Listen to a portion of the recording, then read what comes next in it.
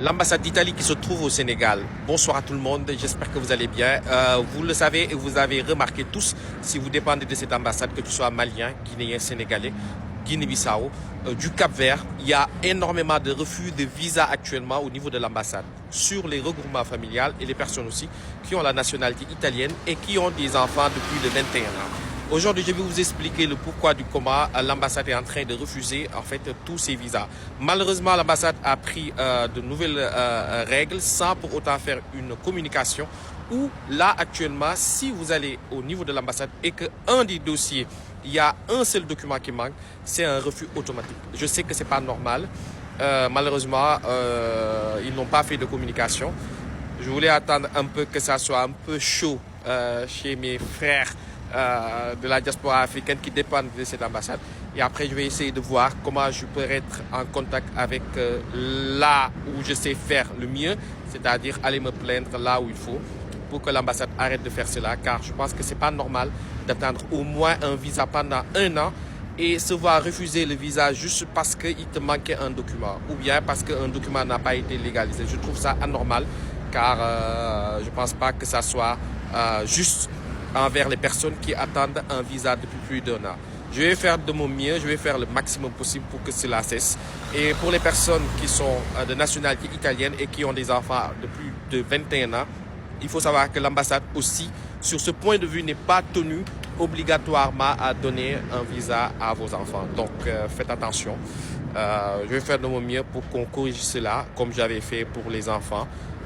Vu qu'avant, l'ambassade exigeait à ce qu'un des parents passe avec l'enfant au niveau de l'ambassade pour déposer. L'ambasciata italiana che si trova in Senegal in questo momento sta rifiutando tantissimi visti per ricongiungimento familiare anche per figli dei genitori che sono italiani che hanno più di 21 anni. Purtroppo in questo momento per il ricongiungimento familiare l'ambasciata ha deciso di cambiare le regole senza dover fare una comunicazione dove molte persone non lo sanno, ma anche di base io ho sempre detto quando uno va all'ambasciata italiana per fare il ricongiungimento familiare è meglio avere più documenti che meno documenti. In questo momento l'ambasciata se ti manca un documento è un rifiuto di visto. Se tu vai e che non hai legalizzato, non hai messo la postina, non hai fatto la traduzione, è un motivo di rifiuto di visto. Quindi mi raccomando per tutte le persone che in questo momento devono fare il ricongiungimento familiare, dovete guardare in modo tale di vedere se tutti i documenti sono a posto.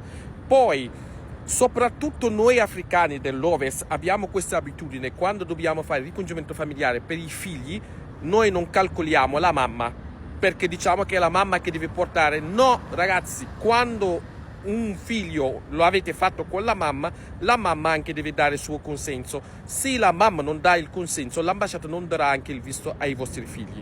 Quindi mi raccomando, adesso quando andate per fare il ricongiungimento familiare dovete portare sia i documenti originali sia fare 2 volte la copia di quello originale lì.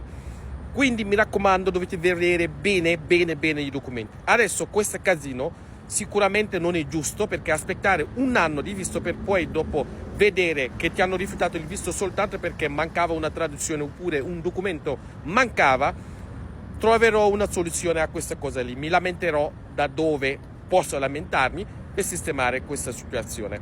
Detto questo, mi raccomando, lo ribadisco, se dovete fare il ricongiungimento familiare in questo momento, che è dipendente dall'ambasciata italiana che si trova in Senegal, cercate di dare i documenti giusti. Grazie. Ambassade Italie bi nekk Sénégal gars yi maa ngi leen di nuyu di leen ziar ku nekk xam na ne jamono jii nii refus visa yi dafa bari na ba jaaxal leen te yemul rek ci ñi nga xamante ne dañuy dem pour wuti ci visa touristique déedéet yow mi nga xamante ne da ngaa dugal visa pour regroupement familial wa ilaa ñi nga xamante ne seen doom yi tamit dañoo am plus de 21 ans te nekk ay italien gis ngeen ne fan yi refus visa yi dafa bari. damay njëkkee ci ñi nga xamante ne moom mooy regroupement familial yi lan moo tax gars yi di refuser visa yi actuellement. bu ngeen seetloo ambassade bi dafa indi ay ndogal yu bees defu ci communiqué yow mi nga xamante ne da ngay déposer fu mu toll nii regroupement familial jàppal ne ambassade bi léegi benn papier bu manqué visa refus automatique la. bu njëkk ma rek daan nañu def bu fekkee këyit yi dafa am lu manqué ñu woo la téléphone ne la indil ñu këyit bi manqué, mais jamono jii nii këyit benn bu manqué gars yi dañuy refuser visa.